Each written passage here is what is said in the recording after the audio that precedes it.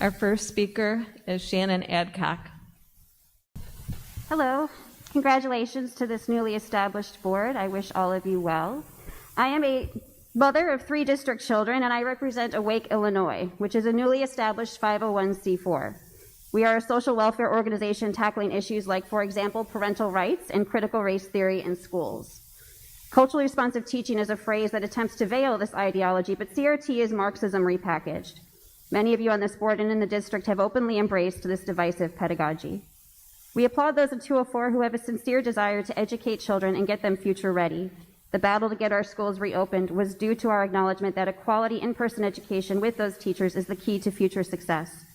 Parents are increasingly concerned, however, about anyone entrusted with our children who has a divisive agenda. For example, breakout rooms on gender and sexual identity during 5th grade social studies Zoom. You know, I remember growing up, and there were parts of my identity that were never talked about, they were never brought up. And I remember how disheartening and saddening it was that, like, part of who I wasn't even allowed in the conversation. We weren't even allowed to talk about it. It was considered like a bad word. It was considered a bad thing to talk about. And so that meant that I was not in the conversation. Like, we were in school, and here's something that we'll get to a lot about in social studies. I am not afraid to talk about this in social studies at all.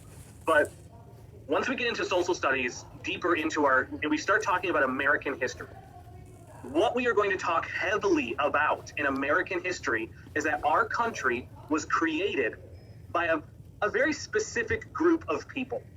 Our country was created by, if we're being absolutely honest, rich white men.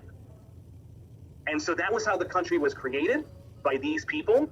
And they made a country that was really great for them and not so great for everybody else. And 8th grade equity research projects on white privilege.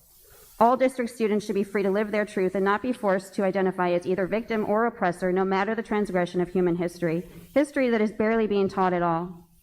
Teach the stains and atrocities, no questions, so that they are never again repeated, but give our kids the big picture too. That isn't revisionist. Where are the inspiring stories of progress and patriotism? Why select only the narratives that embrace pessimism and anti-Americanism? Where are the accredited textbooks?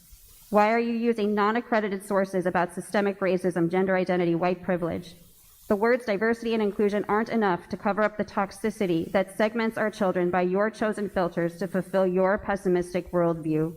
No classroom should segment our children by their race, socioeconomic perception, gender, or by to whom they are attracted. Don't dissect our children. This form of education is anti-American, anti-success, anti-inclusion, and most egregious, anti-child. Awake Illinois is comprised of parents and educators who want the future of society, our children, to be educated, not dissected. We are educating others on these issues at awakeil.com. Thanks to Parents Defending Education and the Foundation Against Intolerance and Racism for collaborating with us on this advocacy. When anyone in this district attempts even the slightest step in this Marxist direction to dissect our children, we are watching, we will call it out, and we will stop it in its tracks.